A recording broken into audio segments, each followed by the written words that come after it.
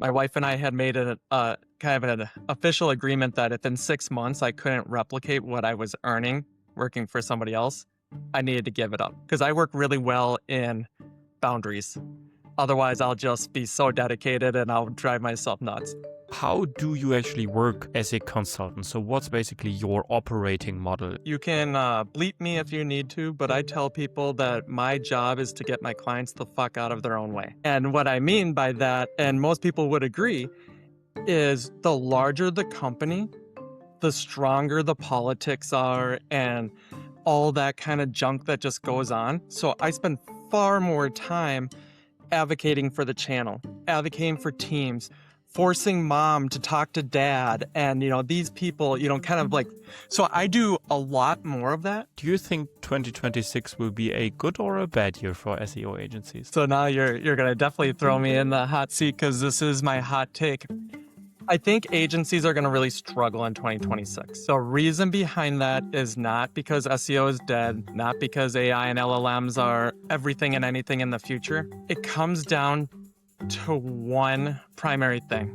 You could say that the ChatGPT launch and everything that came after that and the AI overviews rollout and the traffic going down, that this could be an awakening moment. So if you are one of the agencies who are able to invest in testing, time to learn and consume all this new information, you have the opportunity to truly stand out and you will be a top provider. The problem is everything that I just mentioned is expensive either in time or getting the right individuals who are motivated to push themselves to that next level. Because I have kind of come to this conclusion that good SEOs can't exist unless they have at least a certain level of passion for the industry.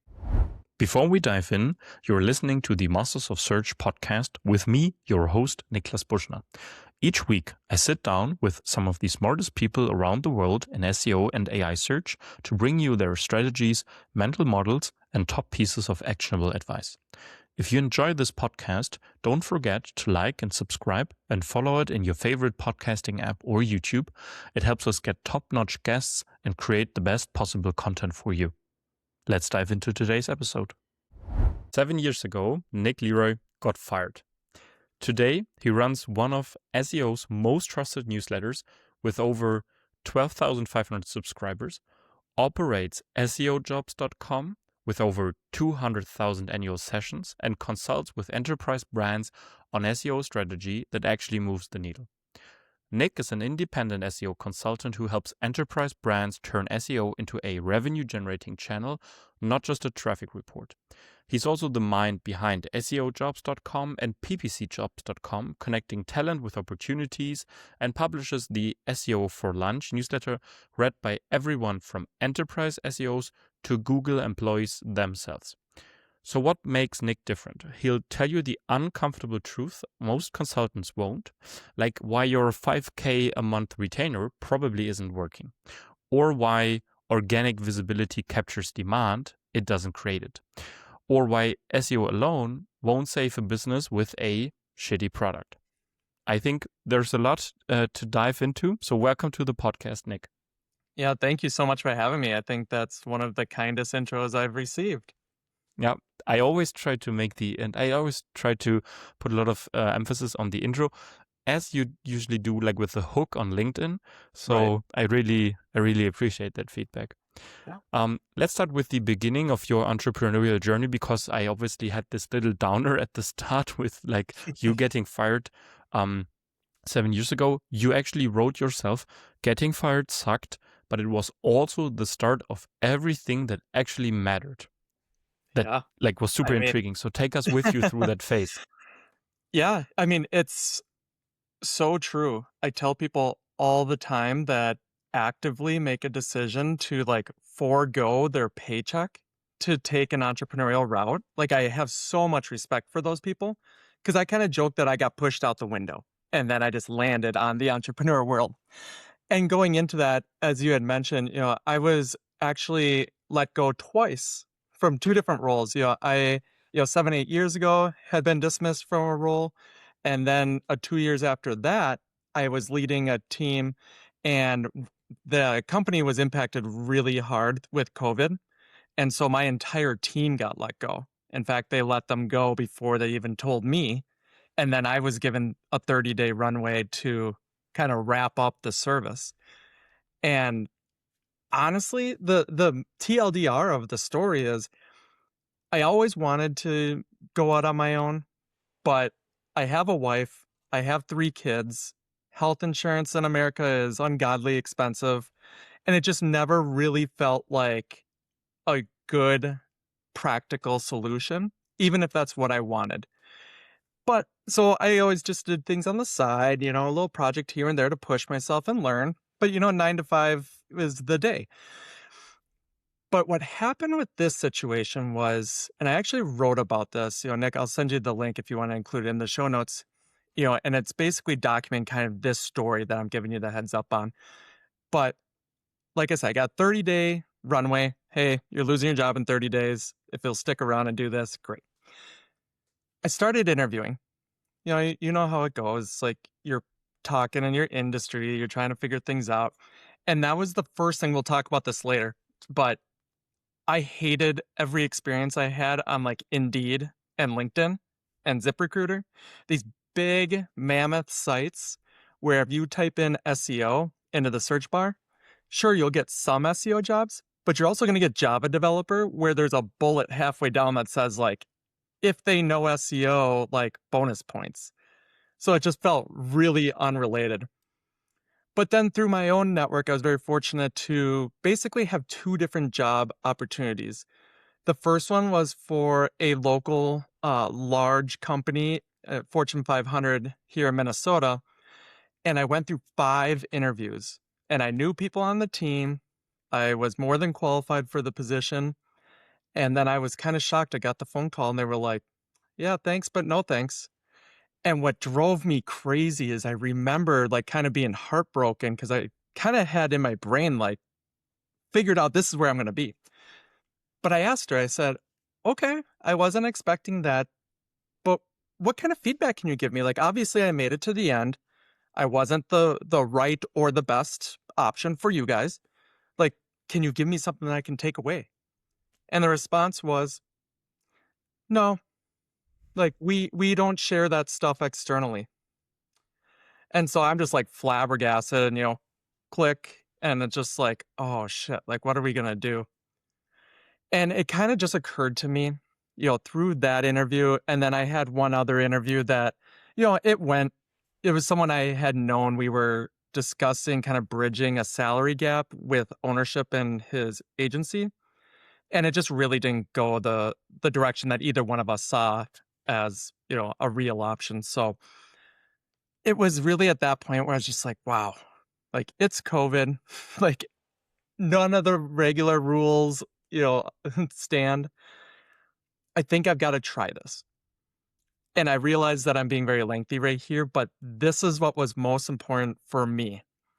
I had mentioned before, for many, many years, I had wanted to go out on my own, but I felt like it was irresponsible given I actually felt like it was kind of selfish, like, for me to prioritize. I tell people it's one thing for me to eat ramen every night. It's one thing for my wife and I to eat ramen. We're committed to each other. But my kids didn't volunteer to come into this world eating ramen and, scrambled eggs. So what it came down to was my wife and I talked. I told her, I was like, I gotta do this. I was like, because it's the only way that I'm gonna be a good employee again. I have to do this and fail. And then I can become a good employee because I've scratched that itch. Or if it works, like even better, like then you get to own your own business, right? And that brings us to today. Fast forward, 6, 7 years and, fortunate enough to be joining you today.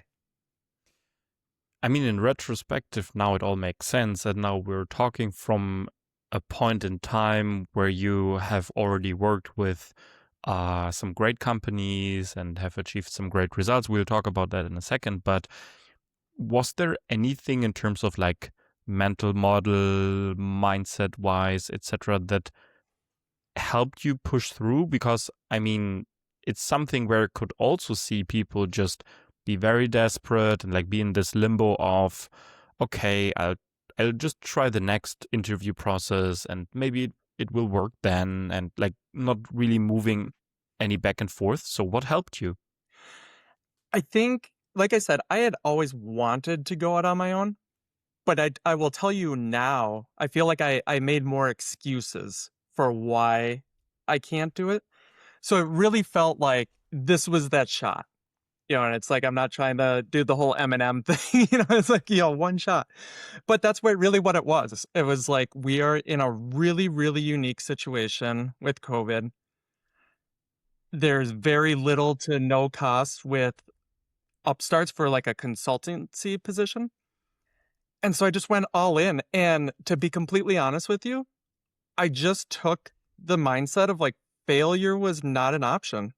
I checked my ego. Like I came from agencies where like I was working with like the 3, 4, 5 largest clients they have, overseeing $1 million in book value, and like did it well.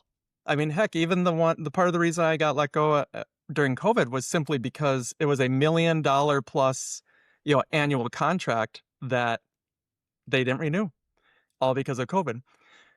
So all that to be said, it was just, I wanted it to work so bad, and I was unwilling to compromise my children having what they need, my wife getting what she needs. And that's nothing, glamorous, but I just know it wasn't an option. So I'm sure we'll talk about it more, but I took all the work. Like, here I am being billed at $500, $600, $700 an hour at these agencies in a senior, team lead role. And I'm working for $50 an hour. Like, and it's just one of those things. It's like, again, here's ego and here's like feeding your family. And when you have those two, it's really easy to, drop one and raise the other. Whereas if you are by yourself, maybe, like you said, you're the one eating ramen, not as big of a deal. And maybe you lose a little bit of motivation because of it. I have to add on that point that in Berlin there are actually quite a few fancy ramen restaurants where you pay for a good bowl of ramen anywhere between like an equivalent to dollars, probably $10 to $15. So I'm talking about the bacon at home. It's like 70 cents here for a little brick of ramen is what I'm thinking back in my head. Yeah, got it. Yeah, I know there's also an equivalent to that product. We just call it a little bit differently, but I can't remember it. Let's go down that route a little bit of these early days, because now we're like a couple of years past, and you already gave a little insight into working for like $50 an hour. And I also remember it from my early days as a freelancer, like the pre-Radiant phase. So like take us through maybe the first couple of month up until maybe the first year. So how did it go? Where did you find work? And like, have you been in any sense selective in who you work with? Yeah, I mean, I'm very fortunate. I kind of lumped my independent career into like 3 phases. 1 was survive, 2 was thrive, and then 3 is optimize. And I feel very, very fortunate to be kind of in that 3rd tier now. But kind of going back to what you're saying, when it was survival, I mean, the thing that's the most scary, as you know, it's like whether you have a big agency, you have, by yourself, the money coming in today is only part of the equation. Every owner, every entrepreneur has to think about the dollar tomorrow. And that terrified me. It was like, oh, great, I made my paycheck. Because I used to have a spreadsheet that was literally what my annualized salary was previously, broken up into 12 months. And then I would sum up what am I earning as a freelancer. And my success metric was, did you hit that number? Or did you succeed or like exceed it? But all of that to be said is, again, I checked the ego.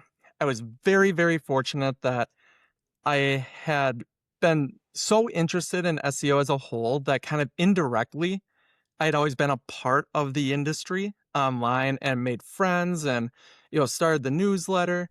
And these were all things that I did purely out of passion. And I was so fortunate. I didn't never realize the value that I was building until I went out.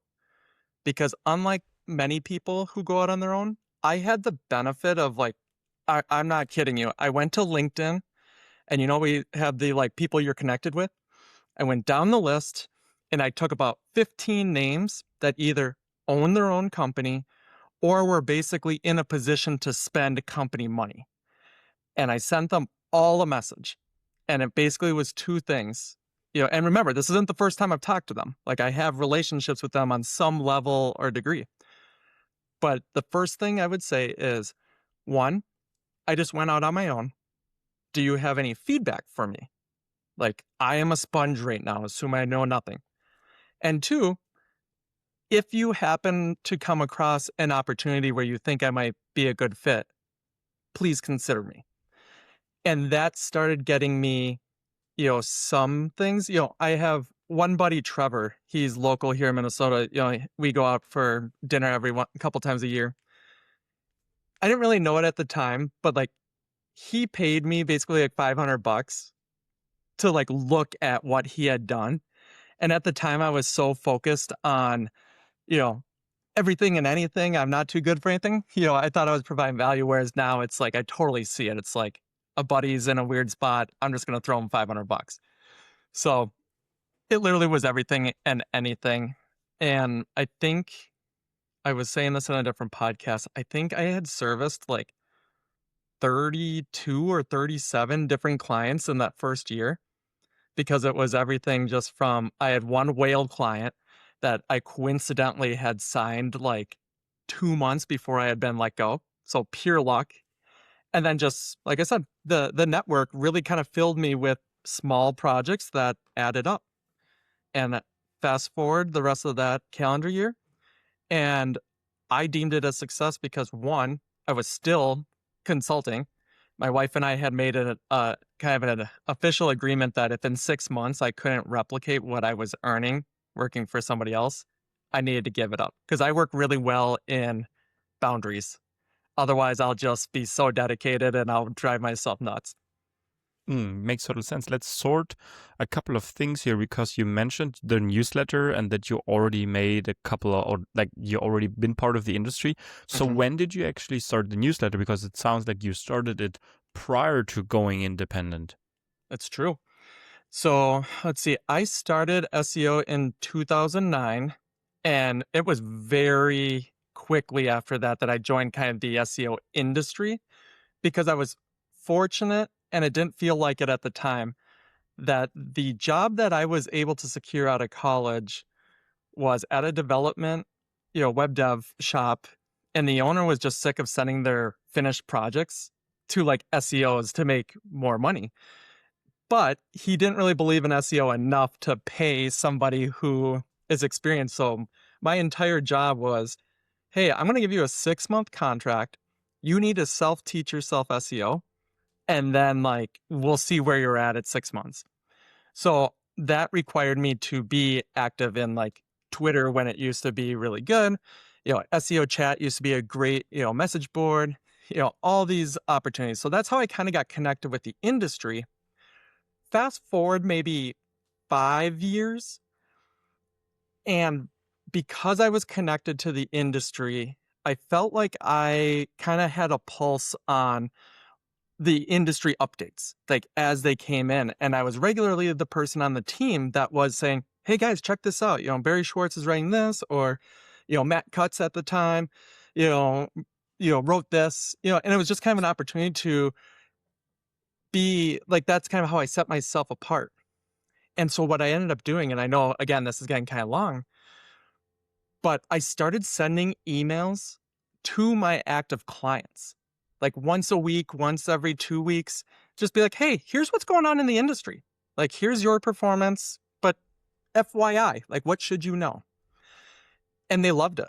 Like, and then it turned into, oh, can I make sure that everybody on the team is in that distribution list? And then it turned into the SEO for Lunch, which was a weekly newsletter that just exclusively recapped the events that were happening in the industry.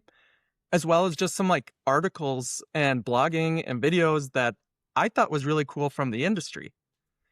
And I did that for 7 years, 8 years almost. Like it was 400 issues, I think it was, before I pivoted to what it is today. I think there's so much into that for people that are either thinking about going independent or that are maybe still like in their early phase. So for you, it might sound kind of trivial when you're telling the story, but I also know a couple of people that are still pretty early in their freelance journey, and I highly recommend them. Like if you're listening to this, like go back to the start and listen to it again, so you can actively, like take notes from there. I also once had a client who told me, and I think this draws perfectly on your, hey, FYI, here's what's going on, story. He once told me most people hire agencies just to do things for them. So the client is basically one step ahead of the agency because the client tells the agency what to do. But he always wanted to have an agency to be one step before the client. So exactly what you said, like you should be my eyes and ears out in the market, explore the opportunities for me. So do you also feel like this mindset that you obviously had for like years already is part of why you then also have been so successful in consulting like big enterprise clients as in your independent role? Yep, without a doubt. And I don't tell this story, but this is kind of like the unofficial what nudged me to start sending the emails. I was in a call with a client and they said, "Hey, Nick, I heard about X update. What can you tell me about it?" And I didn't know. And I felt so embarrassed. And it wasn't about, I couldn't just like get through the conversation, but it was that mindset of, wow, you guys are paying us so much money. If you are hearing this news, very likely you're not like on top of the market. So it's already been around for a little bit. And if I, as your SEO provider, can't give you at least a high level overview and be like, hey, I'll follow up with some links and resources if you're really interested. Like that was just kind of a gut punch to me. And that is partially because, again, I'm very passionate about the SEO space. So when someone knows something that I don't, I get competitive. It's like, whoa, hook me up. I need this. And, so that's what I do now. And I think a lot of my clients value me because to this day, especially with like Slack and Teams and whatnot, I'm always sending little notes. It's like, hey, look, this was published by Google and it reaffirms what we are prioritizing. Just like all these things, especially with AI and LLMs right now, it's like, hey, we only know what we know, but we're going to learn together. Yeah. And I just think there's a lot of credibility you build when you don't try to be the master from end to end. It's like, I hate the word expert more than anything, especially in this field. But I think the true experts are the ones that are willing to raise their hand and say, I don't know, I'm going to figure that out and get back to you. We already talked about your clients without ever naming someone. So can you maybe share just a couple of companies you've already had the chance to work with? Yeah, I've been very fortunate since I've gone out on my own. I've been able to work with some really big companies. For example, Safa.com is a leader in selling mattresses. And for anyone who's ever done like the affiliate space, like you would be shocked at how competitive mattresses are. But I've worked with Keurig, so that was really fun. Built-in was a great marketplace that I was able to work with. Let's see, apartments.com was really early. That was a referral from my friend Marie Haynes. That really helped me out early. And then I'm trying to think of other ones like I'm trying to think of what's kind of like unique. I worked for Sun Country. Like that was a really interesting airlines because there's all sorts of regulations and stuff like that.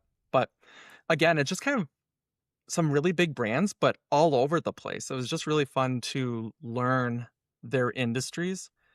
And as you know, there's a fortunate benefit of like enterprise.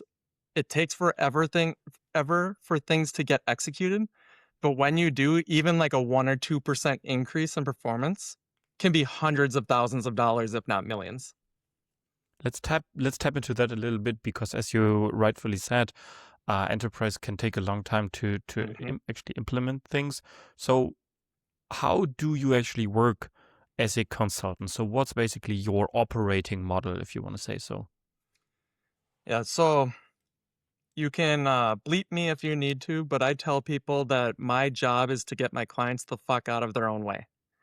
And what I mean by that, and most people would agree, is the larger the company, the stronger the politics are and all that kind of junk that just goes on. So I spend far more time advocating for the channel, advocating for teams, forcing mom to talk to dad. And, these people, kind of like, so I do a lot more of that. And Nick, what you'll think is interesting is I get people that are like, what do you do for an enterprise client for SEO? And they think it's just like this wizardry that gets unlocked when you go above like 500,000 pages. And my response to them is probably a lot less than you do for, the mom and pop shops, because you get access to WordPress. Whereas I have had clients that have like 3 releases in a year, and I'm lucky if I can get SEO points in 2 of them. And these are things like basic canonicals, getting your titles and metadata correct, nothing exciting. But again, when you can make those changes at the scale of these sites, the return is very, very clear. And what would you say, how is the consultant model, for example, different to an agency model and then to in-house SEO roles? So why does a company, and what is the situation a company is usually in when they're looking for a consultant?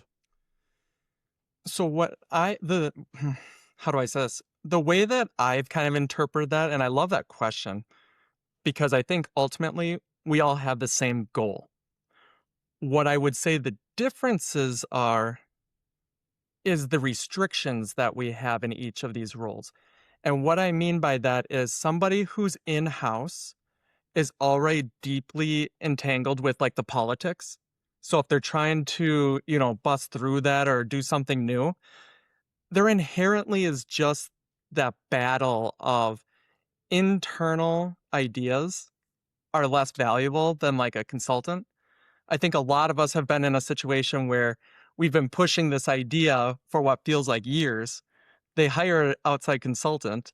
They say more or less the same thing, execute it, and then blam, like the consultant looks awesome. On the other side, agency, and again, I came exclusively from an agency background before I went out on my own. I think it's very similar to independent consulting with one difference. You always, as an agency consultant, if you will, have to, in the back of your mind, think about, is everything that you're doing beneficial to the agency that employs me? And that's where I really rubbed people the wrong way, because I had no problem telling people that they're spending too much money. They don't need this. This isn't working. All things that make me a really good consultant today, because I build a lot of trust and credibility with my clients. But from an agency perspective, when they're looking at, their P&L and they see Nick like taking chunks of cash right out of it, it's not necessarily as great. So I think those are really kind of the 2 differences between those positions. And I would just say, as a consultant, you get to create that narrative. You get to decide what's important. You get to decide what you say. And like, you can take your own calculated risks. And there are times where I call CMOs out, and obviously not like in front of their teams. And I try to be as respectful as possible, but I will tell them, with all due respect, you're not paying me to just say yes. Like, I'm a very expensive yes man if that's what you want. So, and it's like, sometimes with leaders, it's like they just need that little bit of shock value of just being like, you're not talking down to me as a contractor.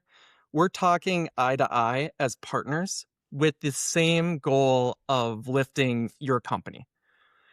And that is the power of being independent.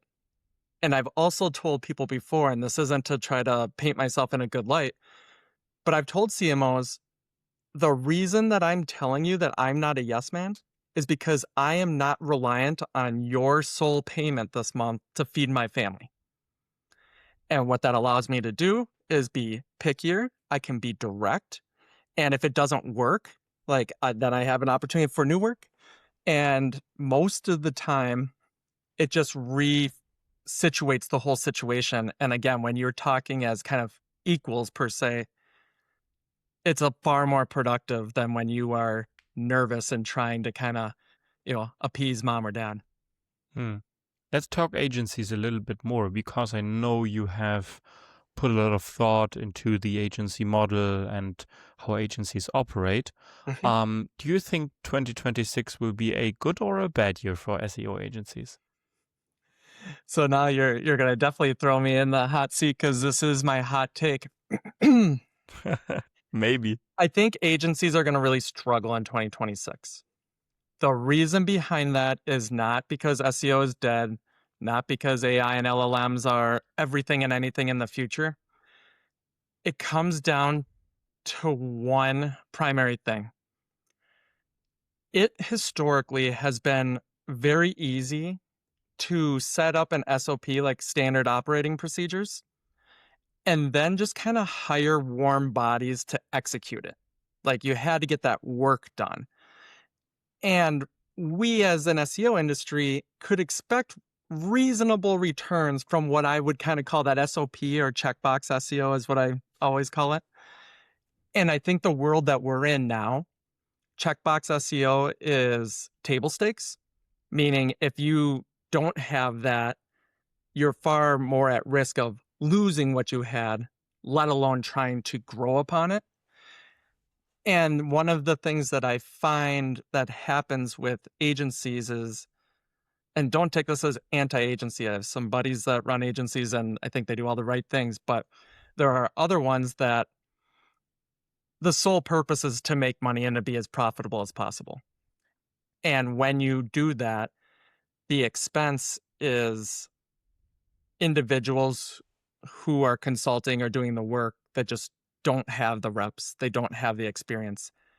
And I think what that's going to do in 2026 and beyond is it's going to separate those who are really good at SEO from those who are really good at operating an SOP or a checkbox. And the gap is going to widen. This side, which is good, is going to become even more expensive. Agencies that are looking just to get as much money as they can with the least amount of, expense aren't going to pay these people. They're very likely going to, wrap up, and I suspect they'll move to either the next fad, which will be like AI LLM optimization, or, whatever Bitcoin equivalent is for, marketing that year. But why do you think agencies tend to be so sluggish in adapting and in changing? Because, I mean, there has been quite I would say, you could say that the ChatGPT launch and everything that came after that, and the AI overviews rollout and the traffic going down for some, that this could be an awakening moment. Yeah, and I think that is a really good question that allows me to clarify kind of everything that I had said before. I think there's a very fine line in the middle of kind of when we define agencies. There is the part that I think will struggle because of everything that I just said. And then I think those on the other side of it actually benefit and provide the most value, because the biggest selling point of being an agency is I'm not looking at just your site every day. I have a portfolio. I know what this industry looks like, from many, many touch points. So if you are one of the agencies who are able to invest in testing, time to learn and consume all this new information, like you have the opportunity to truly stand out, and you will be a top provider. The problem is everything that I just mentioned is expensive either in time or getting the right individuals who are motivated to push themselves to that next level. Because I have kind of come to this conclusion that good SEOs can't exist unless they have at least a certain level of passion for the industry. And I don't mean that you have to be like me and, do a newsletter and SEO jobs. Like, I'm just like too far over to get back. But you shouldn't, you should be curious. Like, if there is an algorithm update that's actively rolling out right now, and you're at home and you're just kind of watching Netflix and you see like you got tagged on something on Twitter or whatever, and it's just like, hey, we've got new data. Like, do you pull your phone out and you just like kind of quickly look at it? Or do you truly just be like, nope, like work-life balance, which I totally respect, but I just don't see digital marketing as a place that you can strictly 9 to 5. And and a lot of people disagree and they get very angry with me for saying that, because it's not about can you do good work. It's just what you had said. How can you be the one that's on the cutting edge and always learning? Because the last thing that I'll kind of add with that is, especially last year, I was even in a kind of a dark place thinking, holy cow, is SEO actually dead? This skill set that I've been investing 15 years in, is it going to be relevant in 2 years? And where I was able to kind of like get to is, the best example I have is calligraphy. People that do fancy writing, nobody like pays for that, but yet the best of the best are still getting business. And that was kind of my mindset. And it's not because I truly thought SEO was going to die. It was just more of okay, wake up. Like, this is how we're going to add a little fire to yourself, because we're going to step up and we're going to do even more. Maybe drawing on that for people that are just listening to that and do not watch the video, Nick has a Vikings, like 2 Vikings posters behind him on the wall, and you will not often hear a guy from Europe do a football metaphor, but here it comes. So you probably also will never have the chance to make it to the NFL if you just go to the football training because mom and dad told you so. But you will only make it if you have so much passion that you actually want to stay on the field up until the lights go out, right? Without a doubt. I used to always tell people that, I'm not in a position anymore where I'm hiring people on my team, but when I was hiring, especially the more junior you were, I tried to get, I'd ask you softball questions to tell me something like you're passionate about. And I'd be very clear. It's like, I'm not saying, tell me you love everything about SEO. If you love playing the guitar, tell me everything you love about. If you love swimming, you love traveling. Because what I wanted to see was is this person capable of being passionate? Can they go deep on something that they decide is important?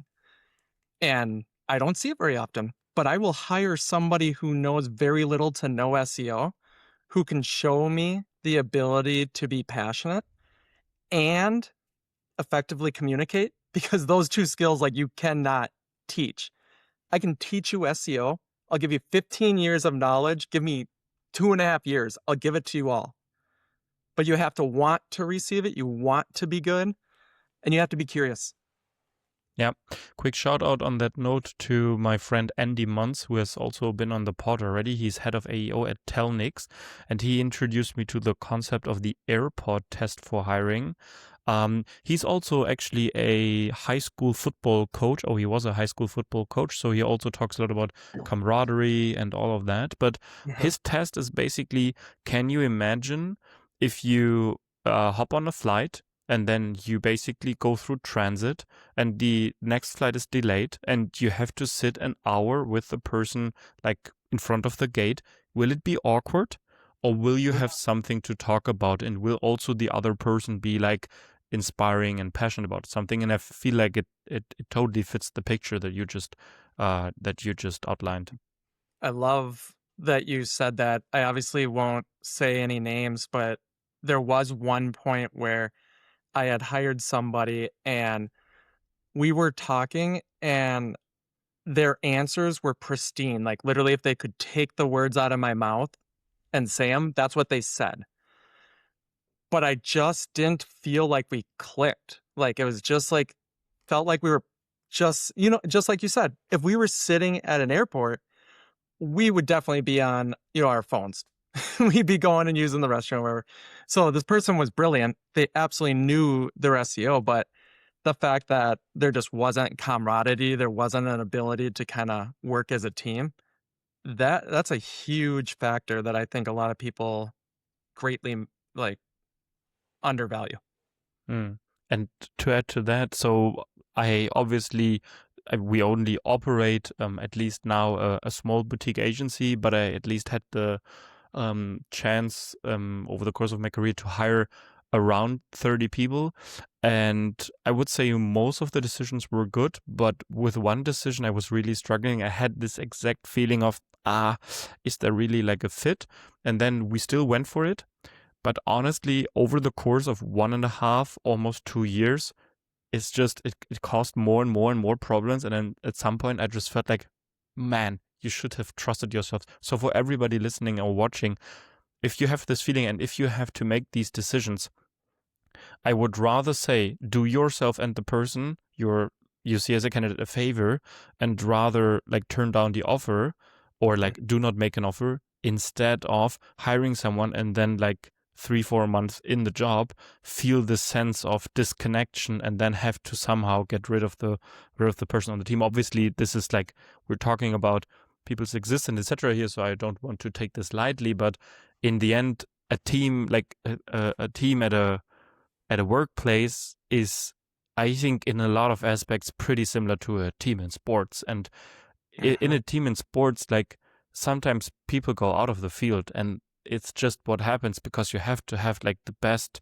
team on the pitch to win the game. At least if you want to play to win. If you just play to play, totally fine. But I think most companies actually want to win their category.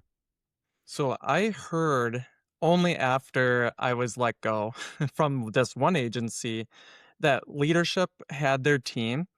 And what they used to do is they would plot people on a chart. And maybe you know about this one. Like the y-axis would be like your talent, 0 to 100.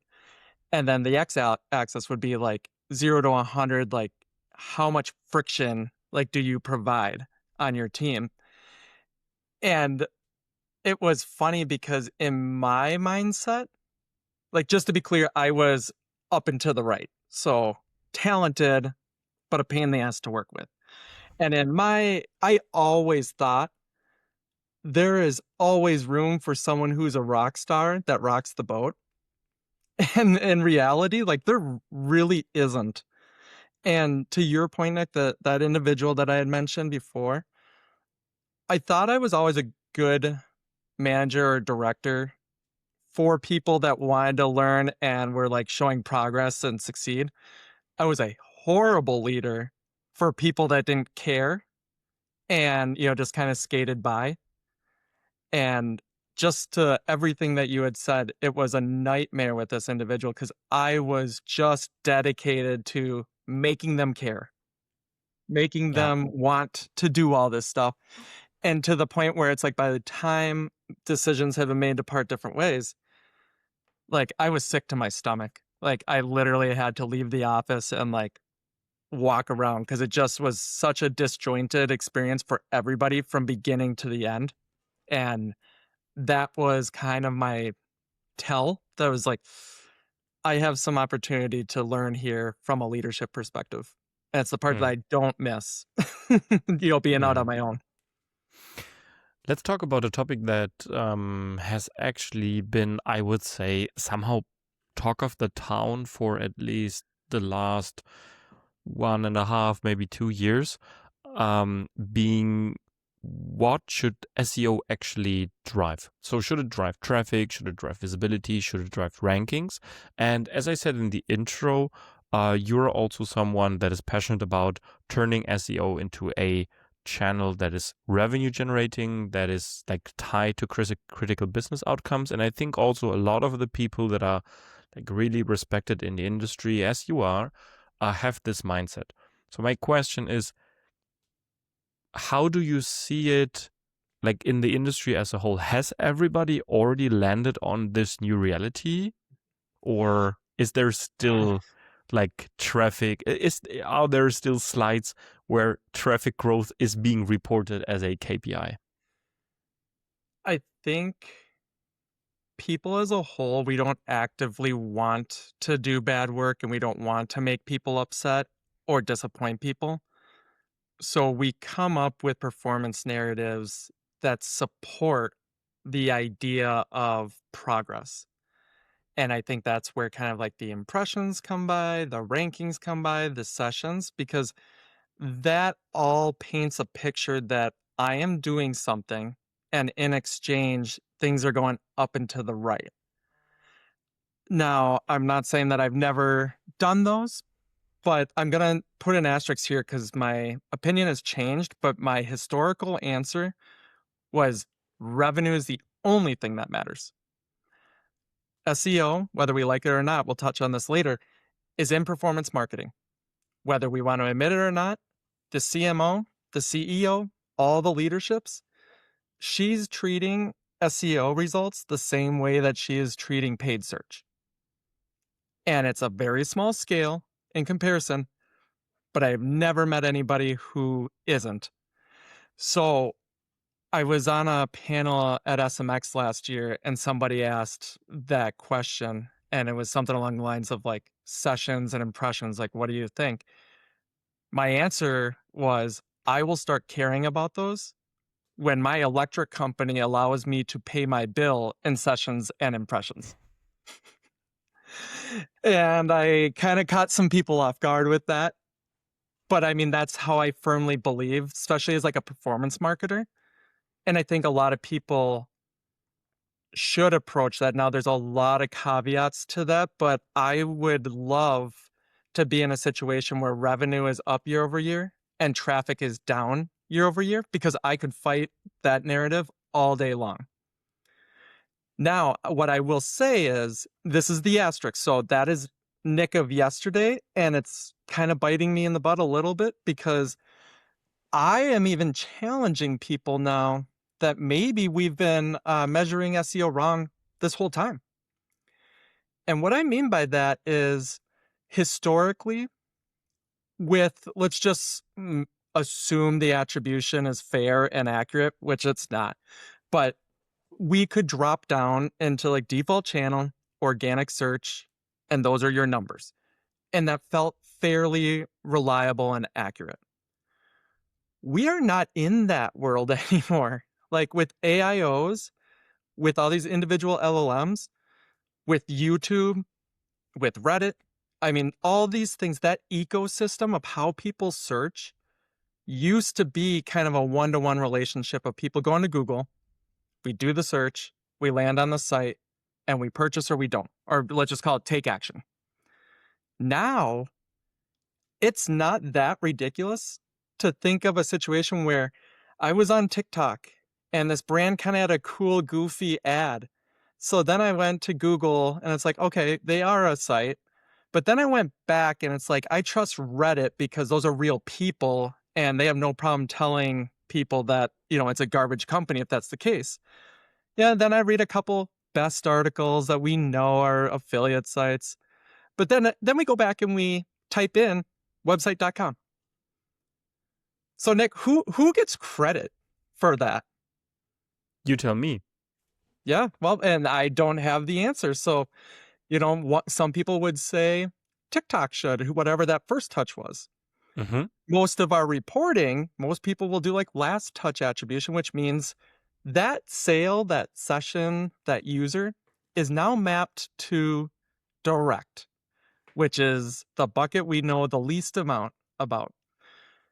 So all that being said, what if SEO wasn't deemed a performance marketing channel? And where I'm kind of challenging some CMOs, and they all laugh because they know that I'm potentially right, but nobody's ever going to break the the habit. what if we looked at SEO as a lever within brand marketing? For anybody that hasn't worked with like a PR team or traditional ads, their KPIs are a lot softer. And what I mean by that is they typically report on like placements, and then they'll use like third-party tools. Think of, well, any of them that will just kind of give an estimate of how much traffic they get every single month. So then what they're ultimately reporting on is placements and eyeballs. So for me, it's like if we're trying to translate that into SEO and LLM world, is that impressions equals eyeballs? Guess, that's a situation where I'd have to eat a little bit of crow, because I guess in that situation I get paid for impressions, and then I could pay my electric bill. But placements, like if I track citations and mentions, is that the same thing? If I get a link from a site, or I'm getting referral traffic, or the YouTube video is now sending people back, like, is that valuable? Because in performance marketing, everything of yesterday, none of that counts. And Nick, the best example I want to give you for this is we've all been asked this question. Client comes in, they sit down with Nick, and they're like, Nick, are videos good for SEO? And then we kind of sit there and we're like, oh, well, no, like it's not the basis of a video on your page, but if you created a really badass video, like that could be engaging and lifted up. But also like, no, because it's truly hosted on YouTube, so that could rank, it's just like this very convoluted question. And I think what that did is like, it hurt us because we never were collaborating with other teams or other efforts that kind of lived outside of our website's ecosystem.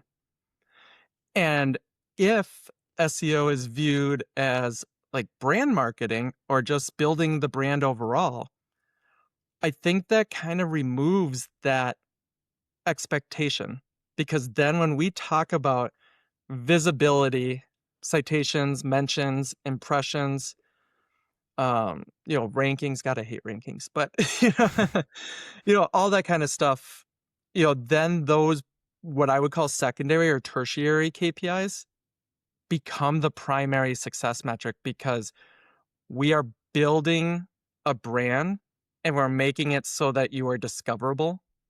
And then all these KPIs can just literally support this idea of, is the company succeeding as a whole? Then SEO is playing a role in that, similar to how they define is PR providing value. Because most leaders, he or she would not necessarily be like, I gave you $1 million budget, where's my 4-to-1 return? And because every PR team would be like, you got 8 million eyeballs, which doesn't work. But leadership somehow has lumped PR into kind of like the fixed branding cost. And I just wonder if there is a middle ground between performance marketing and branding. And what I am referring to it with my clients is kind of like SEO plus reporting. And what that means is, as attribution is becoming far more foggier because of that ecosystem expanding, our KPIs that we traditionally relied on for success are decreasing. So, but let's still acknowledge that, like, you are paying for SEO. So this is what we know absolutely without a doubt, your value. And then can we just have the like plus all this? Like, again, I can't give you an exact number, but let's just say that, like, again, if we're using an example from like paid search, I need a 4-to-1 return for me to be able to get my budget next year. If I can quantify 3-to-1, and then I say you got all this other stuff and the company had a record year, if you're a leader, can you kind of go, I can see a world where that makes up for one of the points? Again, like I said, I could talk about that all day long. think that that is the direction it could go. But I also think the day that we say like money is not the primary KPI is the day that SEO services kind of take a hit in quality. Because I think the Mm. game is just different then. But do you have a specific measurement or like KPI framework that you implement for your clients? So are there specific like levels of importance? So Mhm. between citations and mentions and then traffic or then like other metrics, maybe revenue, maybe pipeline contribution, I don't know. Can you take us a little bit behind the scenes with you to like Sure. at least metrics where you feel like, hey, there you have a strong sense that they actually matter? Absolutely. So I'll preface by saying that every industry is a little bit different. What I'm going to say for an e-commerce site is obviously going to be different from a SaaS company. But I'm a big fan of having tiered KPIs. And what I mean is like tier one, think of it as like a triangle. Like the only thing that matters in tier one is revenue. And then you get to tier two, and maybe that is sessions and impressions and page views, and downloads of whatever widgets you're creating, and, tier three is ranking, I don't even know, something along those lines. Like, let's just like another thing that kind of supports again that narrative that it's going up and to the right. And then what I like to do is then just kind of map how, like, what's the narrative? Like, provide data to support the narrative. Don't be like, we're up 7% year over year. That's it.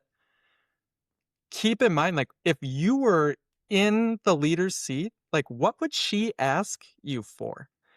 And now try to answer those questions. So if I'm coming to the table and saying, we're up 7% in organic, revenue, I'm going to follow up and be like, and that is led by, an increase of the homepage, and also our products as like a category, our collections, and our blog. And I kind of break it down.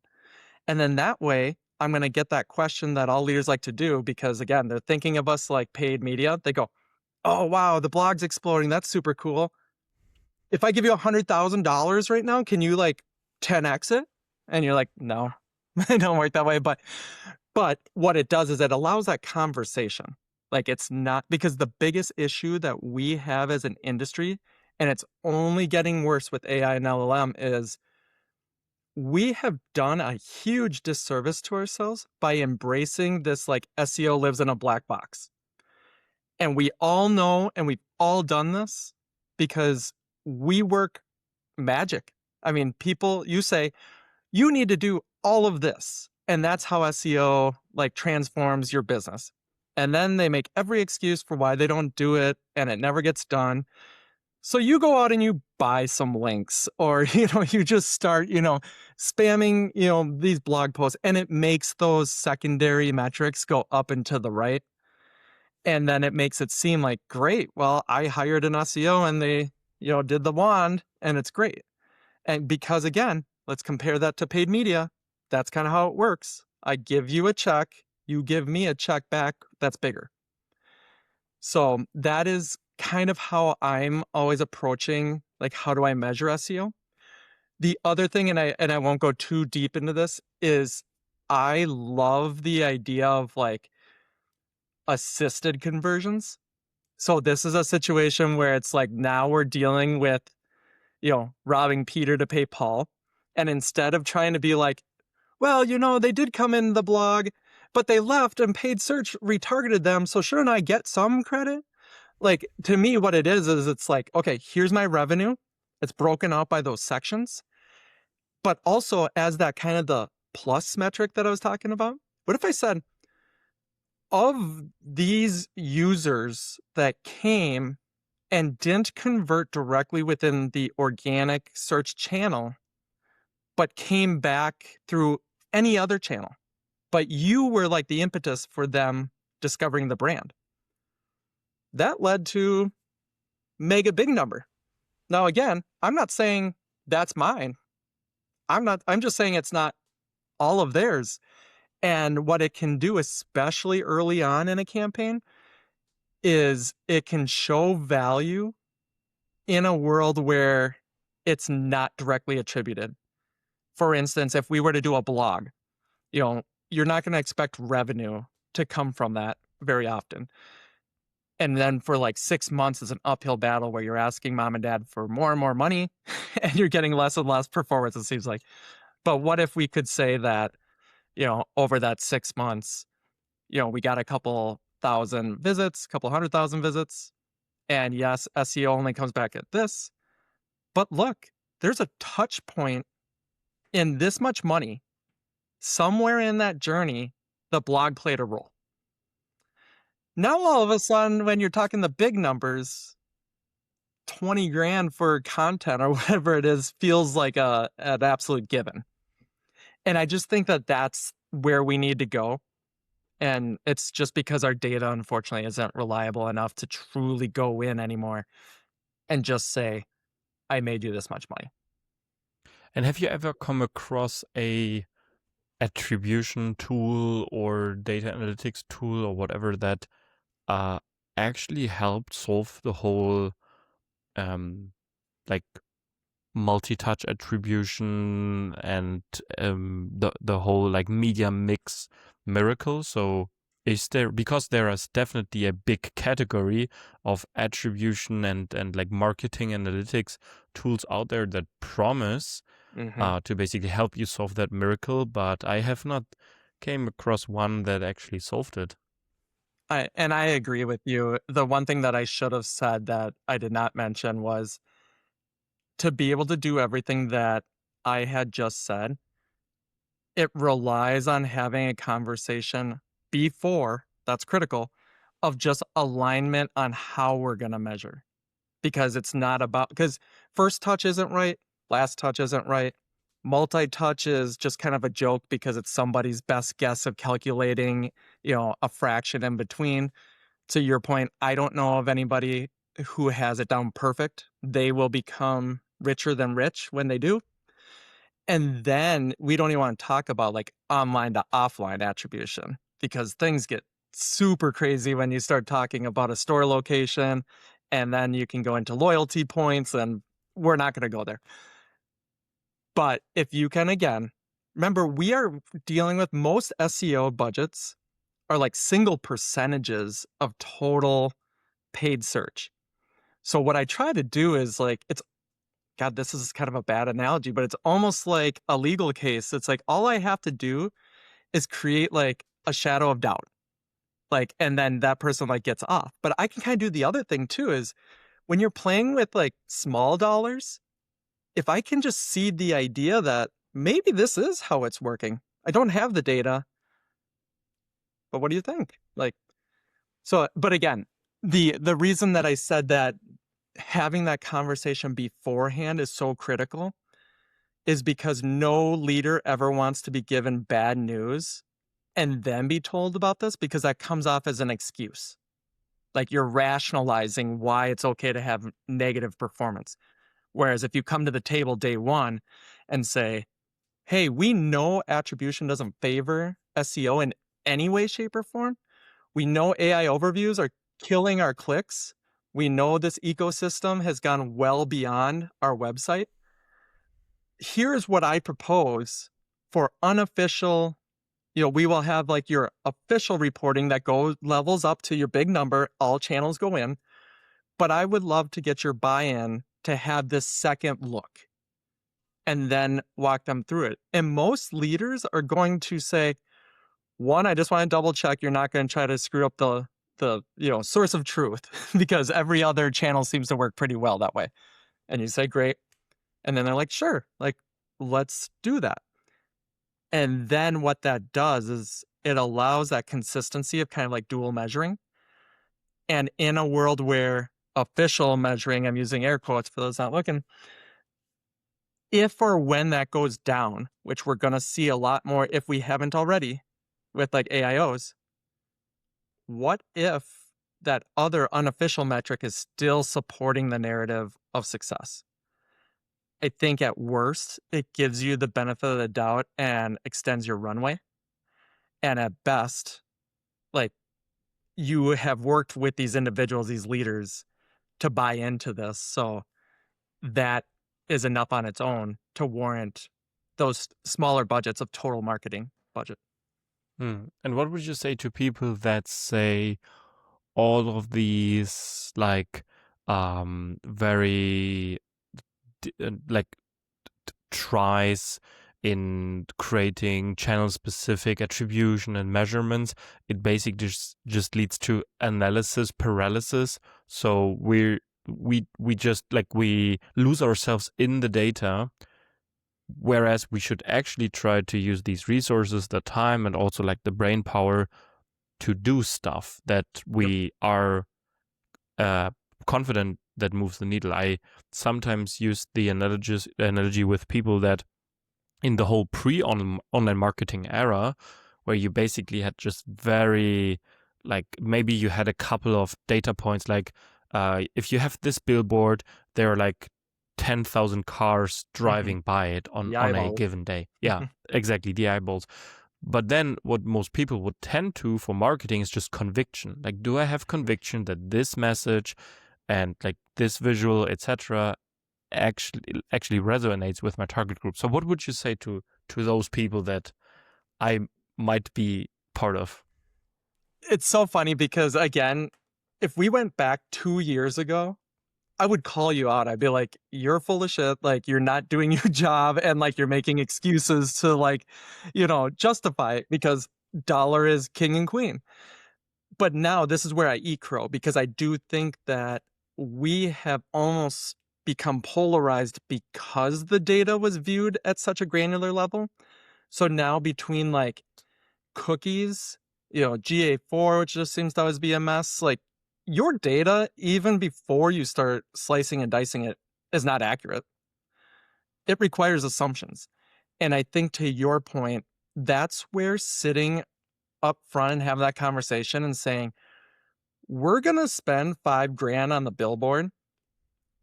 We don't have a good way to truly measure the impact, but we're told that it has, 100,000 people that go through it.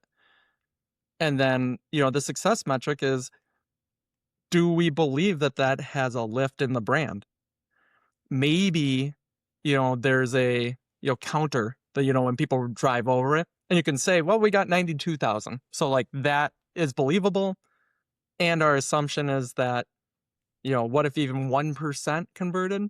It's like, then you can get to numbers. And all that to be said is like, we're leaving a world where hardcore performance marketer Nick is out, saying dollars or nothing, because I think we're going to have a really, really hard time justifying the level of spend, even though it's a small percent. For leaders that I think things are getting so much more complicated, the dollars are not that big, the rewards are kind of big.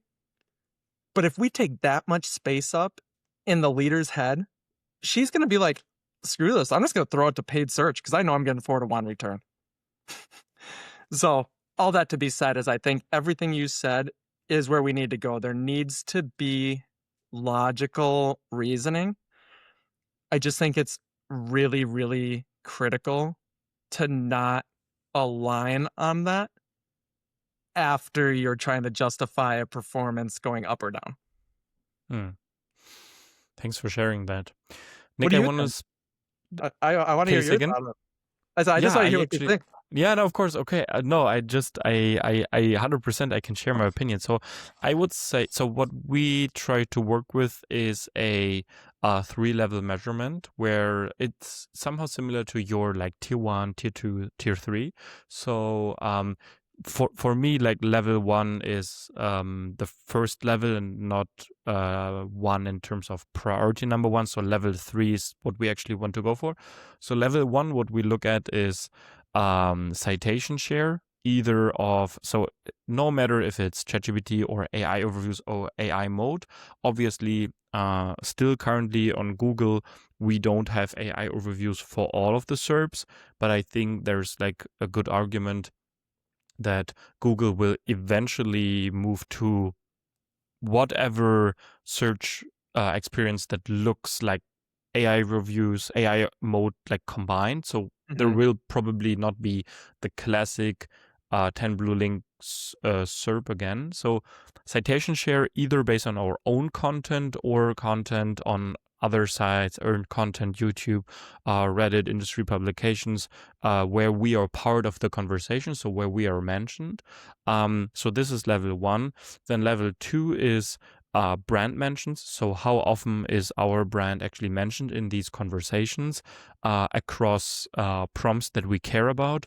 For these prompts, obviously, I know this is like the next big black box, and I think we would need another episode for that. But we try to have like a lot of data sources that basically influence our decision on how to come up with these prompts. So when some people basically just go into Profound or PKI or whatever tool they're using and then click on suggest prompts, so don't do that. It's not a good idea because they don't have the data to actually make good suggestions. So we use audience research, like mining sales transcripts, speaking to head of customer success, using user interview data from product teams, etc., then query data from the Search Console, maybe SEMrush data, etc. So having actually an understanding of what does our target group care about, what do we believe, how they would search, and do we have data to validate that there's a demand for that? Do we have data to validate the actual words they're using? So speaking of Search Console, etc. Brand mentions. This is level 2, and then level 3 is actually conversions. So, and I see this as like it can be a mixture. So, for example, for e-commerce, it could be signups for a newsletter or like email opt-ins, and then also revenue. And then it's obviously hard to differentiate between signups you got for the newsletter or for whatever email opt-in mechanism you have. Did these convert into revenue then when you did like your winter sale? Tracking this, like, I mean, in theory it sounds super simple, but who actually has the data to do that? Not a lot of companies, so maybe the real big ones, but not a lot of them. And then for like sales-led models or like B2B and service businesses, we basically look at leads. Then we look at pipeline contribution. Then we look at close won revenue. And ideally, but honestly, this is me painting a picture here of the future. We are not there yet. Ideally, we also have a grip on customer lifetime value, because I think eventually the true North Star is customer lifetime value and not the number of signups, etc. And to have a good idea, at least, about where did these signups actually come from, we try to use last click, first click, as far as it's available from GA4 and HubSpot Pixel, for example. We also use self-reported attribution based on, ideally, this is like my preferred version, a free text field that is required. So no drop down, because it limits the creativity of people saying something in there. So I had all crazy kinds of stuff also for leads that we got as an agency that people put in there, like, this guy told me about you, and then I saw you on LinkedIn. Like you can't really have this in quantitative data. And then also what we do is, I don't know if it's an official term, we call it sales reported attribution. So basically the person that's like on the discovery call or wherever actually saying, hey, it would be massively helpful for us to get a little bit of an idea of your research journey. So like, where did you look and where did you find us? And then sometimes, and it's funny, people just, so at one occasion, somebody just put a smiley in the how do you know about us form on the website. And then when the SDR or account executive, I don't know, actually asked them, then it came out that they found the company via a Perplexity research. And this is also why we have like these different levels. And it's always also the team sometimes hates me for that I constantly push them to be very clear that it's like this very, as you said earlier, convoluted answer, but there's like a very distinctive purpose for all of these different data points to ensure that you get the best picture possible. And it's still imperfect, but yeah, these are my thoughts on that. So Nick, I'm gonna do your job for you. because this is like a full circle moment. We kicked off by talking about what are the risks for agency, and I kind of said there's the ones that want to put the effort in and the ones that don't, because everything you just said there, that's a lot of work. And a lot of people would say, that's not SEO. Yeah. But that's what SEO is today. Yep. And because if you're not going to go that level, you're either going to be guessing or lying for your Yeah. narrative. Yeah. Yeah, and honestly, so if I told you that we were just creating like the documentation internally for our audience research framework and like the different levels of who we want to talk to and why, like we even made distinctions between, so we can talk to individual sales team members at our clients. It could be helpful because they're more available. Mm-hmm. Like it's easier to talk to them than the head of sales, but they only have like their, I'm not meaning this negatively, but their limited view on Mm-hmm. like the leads they get. But then we could also talk to the head of sales that might be a little bit detached from like the day to day, but they have maybe an overview over like the different conversations. And then the same goes for customer success. So why should we talk to sales? Because we want to get a better grip on like the prospect and like pre-sale.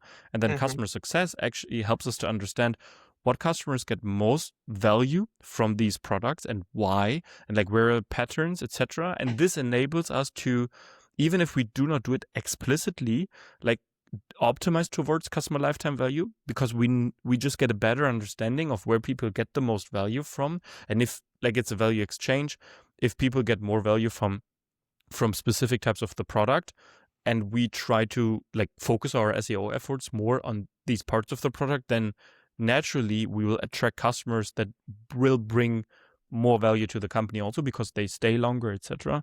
And then like mining stuff on Reddit with Reddit answers, mining top converting search terms on Google ads, all of that stuff.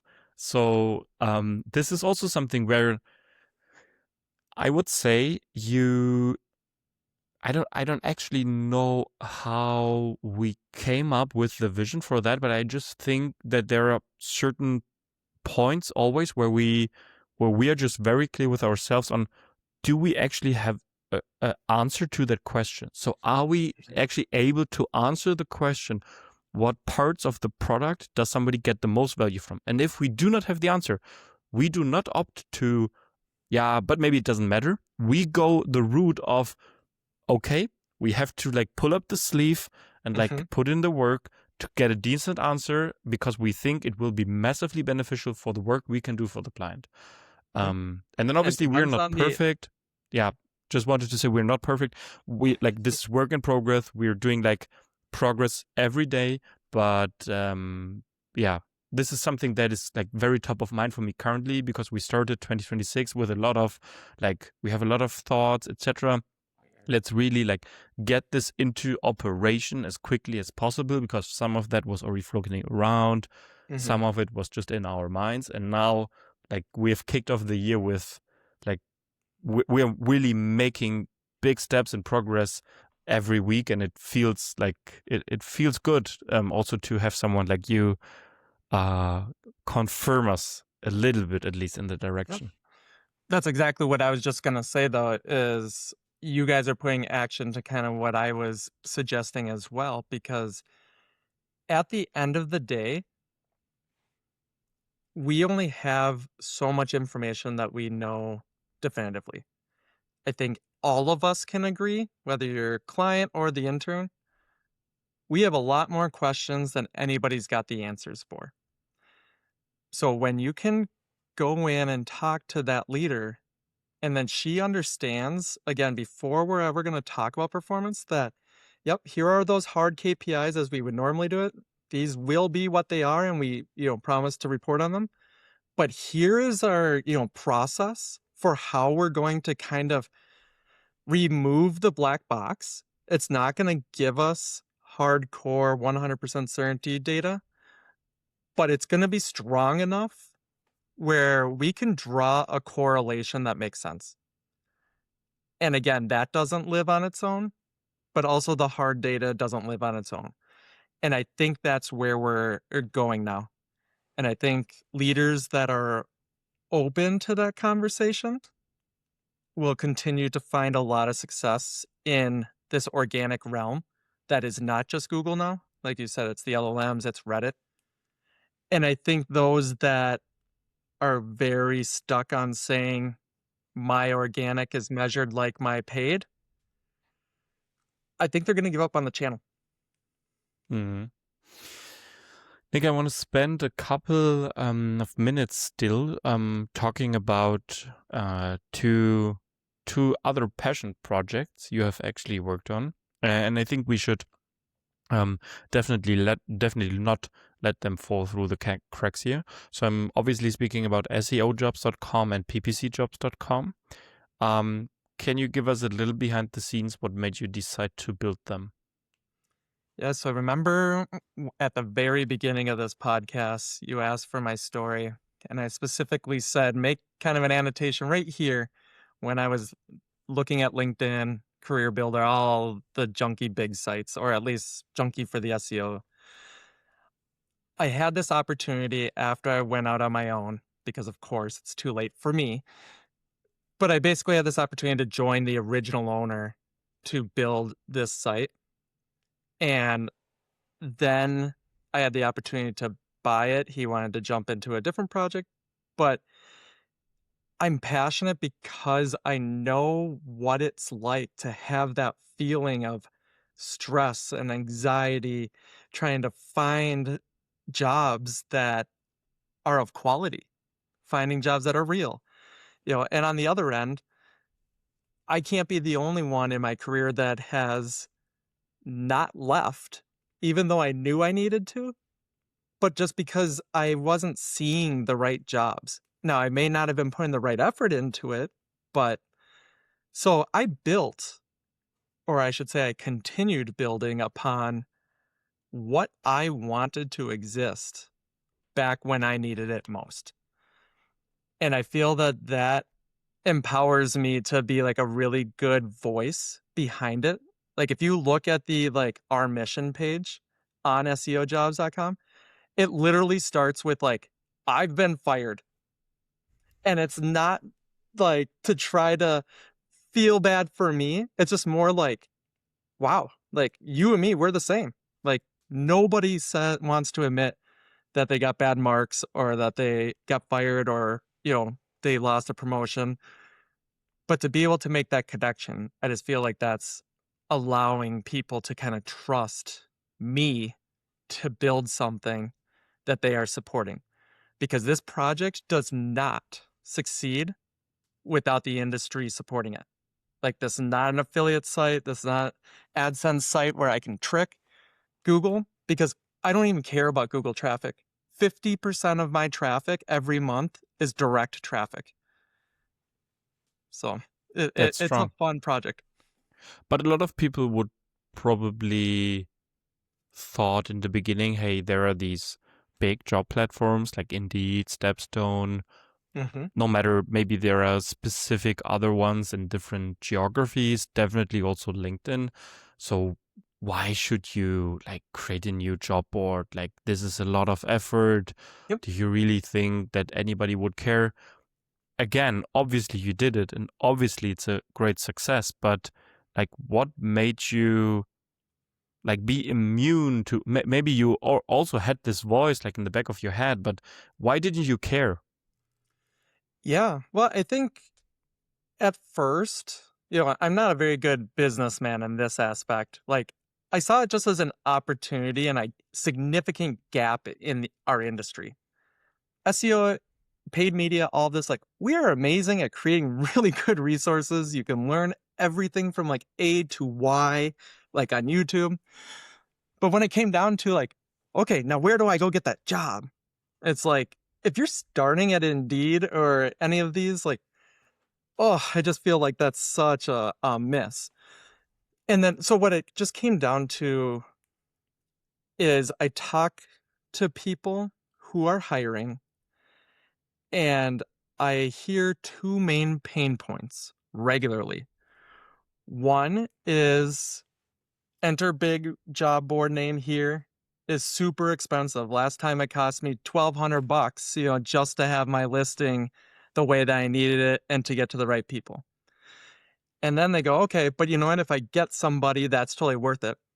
The bigger issue is the fact that when you have these large platforms like a LinkedIn and whatnot, you get thousands of applicants. I'm sure you've had this experience. Like the automatic apply now is like the worst thing that's been created from an actual like business owner's perspective. It's great for those metrics we talked about for all these. So my sales pitch, if there is any, is one, like I know this industry. It's like I'm bringing my friends in every single day to see these jobs. So they're real people. And two, I never pretend that I'm going to provide nearly the amount of applicants as like an Indeed or LinkedIn. But I do ask them, okay, you have this one role. How many people are you looking to hire? And they'll say one. And I said, what if I sent you 15 people and 5 of them are like perfect matches? Like if you had 5 roles, you'd hire all of them. Like, does that make me less valuable? I would argue that it makes me more valuable because you're not looking to hire 25 and I gave you 15. You're looking for one. So efficiency has costs. And that efficiency has value. And then right now, I mean, I'm sure it'll increase over time, but the most expensive package is $149. And that's for 90 days listing, premium visibility in our newsletter. So it just tries to check all the boxes when possible. I think you should actually double the price. So sorry for everybody hiring that maybe if Nick actually does it, but you are compared to, so actually, sometimes price also like gives you a sense of value. Like there are these watches that cost like 5,000 euros, etc. And obviously there's also a lot of manufacturing behind it, blah, blah, blah. But it's somehow also the exclusiveness comes from the high price. And I feel like people might even think like, can this actually help me hire the roles if you compare your price point to not even just a Stepstone or Indeed, but like to a Headhunter or like to these like active sourcing platforms. So there's, for example, one very, very successful company in Germany. I think they have like a talent pool, etc. And like it's a very great product, but they charge, I think, is it either one? Let's say it's one gross salary. So yeah, it's a traditional it's basically recruiter approach. Yeah.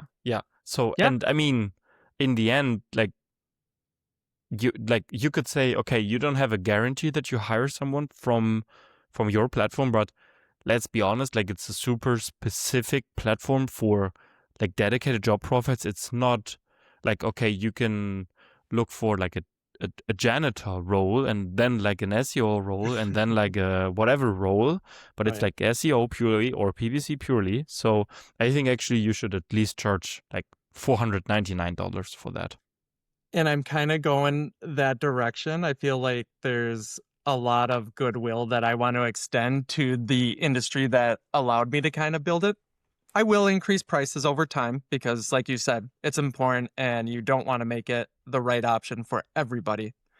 Yeah. But the one thing that I will say is you are absolutely right. I cannot guarantee, that you'll hire somebody. But the one guarantee I really do like and I stand by is if it doesn't work the way that you want it, there's no additional cost to me or you now. I'm going to rerun that sucker. If you need to run it for 3 years before you find your perfect person, great. I'm probably going to ask you why you can't make a hire, but that's a whole nother conversation.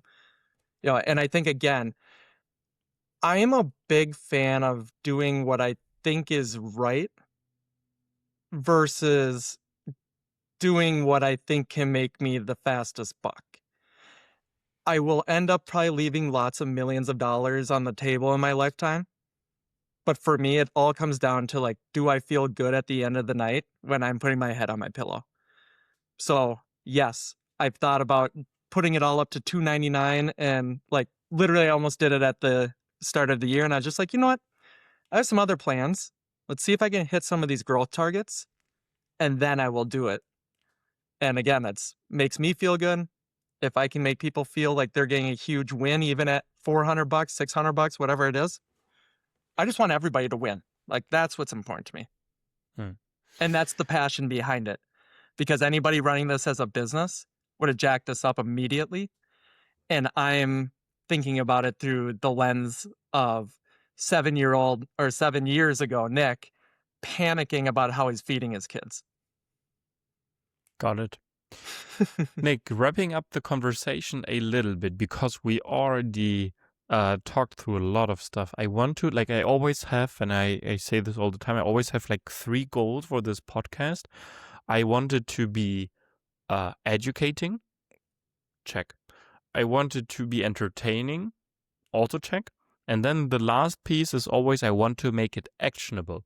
And I think we somehow also already managed to do that, but I think sometimes you just have to like summarize things again, or like make it really compact. So I want to ask you, if you were advising someone now today with all your knowledge accumulated over the years, who's considering going from in-house to an SEO consultant, or maybe even forced to do that due to being laid off, what would be like your top 2 to 3 pieces of advice? My very first one would be your network is your net worth. I don't know who told me that at one point in time, but it's true. I could probably attribute 80% of my revenue to who I know in the industry that refers work to me. And 20% goes back to the LinkedIn and the newsletter and all that kind of stuff. So invest in your network. Go to that event. I know it's uncomfortable. Shake hands, say hi, ask questions, and then find them on LinkedIn and just follow up and just say, hey, I really appreciated the 2-minute conversation we had. And you'll be shocked at like, that'll boomerang around, I guarantee you. So that's the first thing, is like, don't network only when you need something. Network all the time and build up your, roster of friends and, colleagues. Number 2, a lot of people think, oh, I don't know enough about technical SEO. I don't know enough about server logs and all this kind of stuff. And it gives them paralysis. Remember what I told earlier about when I was interviewing people?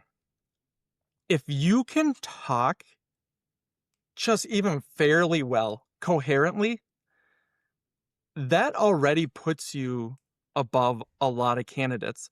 And I don't say that to like dog on our industry, but I always joke that we're kind of like the cousin of the developers. Developers are notorious for not having, very good personable skills, but their job is mostly behind the scene. So, but with SEO, while we can do some more technical stuff, it very much is reliant on being able to build relationships and navigating conversations and being able to persuade people. And then I think the last thing that I would say, and it sounds cliche, is like, don't give up and don't listen to what anybody else says. Like, I know it's so much easier than said than done, but SEO industry specifically, we have a habit of making these absolute statements like, no follow does not provide value, ever any know-how. Run your own tests. I talk to people, I used to say to people that I felt very strongly that H1s provide 0 value, and I got ridiculed. Absolutely. I mean, we're talking laughed at by like team members. And then like 4 years later, I was still at the same company. John Mueller said in like his presentation, he's like, No, like headers don't really matter. It's like how you're structuring the page and the value you have with it. And I turned around and looked at like my boss, and his jaw was on the ground. Take those POVs. I'm not saying be argumentative for the sake of it, but come up with your own answers. Test, learn. That wasn't quick, but just to recap, build your network, talk well, learn, test, learn. Be one step ahead. Yep. Nick, that's very strong. I have one final question for you.